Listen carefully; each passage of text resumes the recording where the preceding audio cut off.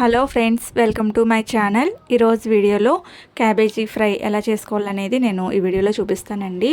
నేనైతే ఎలా చేస్తాననేది చూపిస్తానన్నమాట. ఈ ఒక్క మసాలా పొడి కనుక మీరు చేసుకున్నట్టయితే ఏ ఫ్రైలోకైనా చాలా బాగుంటుంది.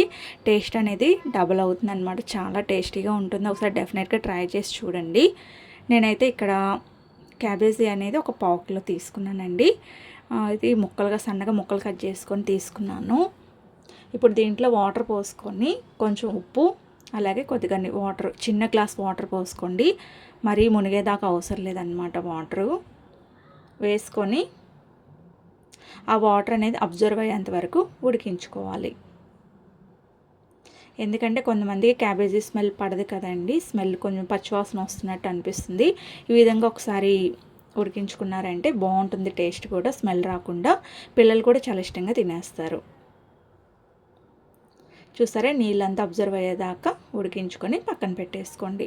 ఇప్పుడు మసాలా కోసం నేను ఇక్కడ ఒక 7 నుంచి 8 ఎండుమిర్చి తీసుకున్నానండి. 1 టేబుల్ స్పూన్ పల్లీలు, 1 టేబుల్ స్పూన్ నువ్వులు, 1 టేబుల్ స్పూన్ ధనియాలు, 1/2 టేబుల్ స్పూన్ జీలకర్ర, చిన్న చెక్క, అలాగే 1/2 అంగుళం అల్లం ముక్క, ఒక 5 నుంచి 6 వెల్లుల్లి రెబ్బలు, కొంచెం ఉప్పు, కొంచెం పసుపు వేసుకొని ఫైన్గా పౌడర్ లాగా చేసుకోవాలి. నేను ఇక్కడ కొబ్బరి వేయటం మర్చిపోయానండి. తర్వాత మళ్ళీ ఎండు కొబ్బరి కూడా చిన్న ముక్క వేసుకొని మిక్సీ పట్టుకున్నాను ఇలా పొడి పొడిగా.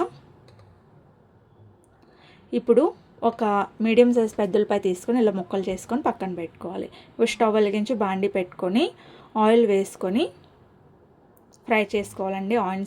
ఆనియన్స్ అనేవి, ఆయిల్ అనేది కొంచెం ఎక్కువ పడుతుంది ఎందుకంటే ఫ్రై కాబట్టి.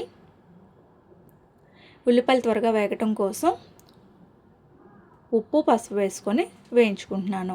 ఉప్పు అనేది చూసుకొని వేసుకోండి. ఆల్రెడీ మనం మసాలాలో కూడా వేసుకున్నాము, అలాగే క్యాబేజ్ ఉడికేటప్పుడు కూడా వేసుకున్నాం కదా, చూసుకొని వేసుకోండి.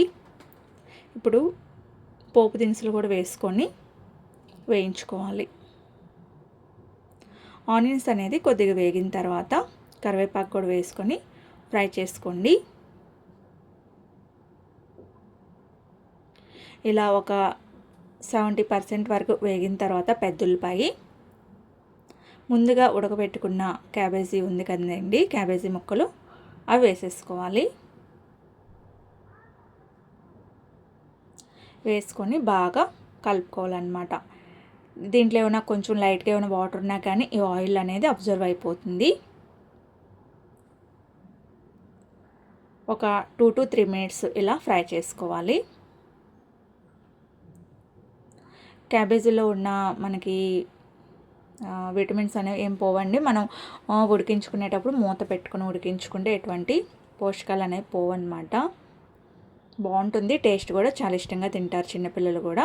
ఇప్పుడు ముందుగా ప్రిపేర్ చేసి పెట్టుకున్న పొడి మసాలా ఉంది కదండి, అది వేసుకొని మీడియం ఫ్లేమ్లో పెట్టుకొని స్టవ్ అనేది అడుగంటకుండా ఇలా ఫ్రై చేసుకోండి. ఇలా బాగా ఫ్రై అయిన తర్వాత మూత పెట్టుకొని ఫ్రై చేసుకొని మధ్య మధ్యలో మూత తీస్తా ఇలా కలుపుకుంటూ ఉండాలన్నమాట. ఫైనల్గా కొత్తిమీర తరుగు వేసుకొని ఫ్రై చేసుకోండి 2 సెకండ్లు. ఇలా 2 సెకండ్లు ఫ్రై చేసుకున్న తర్వాత స్టవ్ ఆఫ్ చేసేసుకోవచ్చు. కంప్లీట్ అయిపోయినట్టేనండి.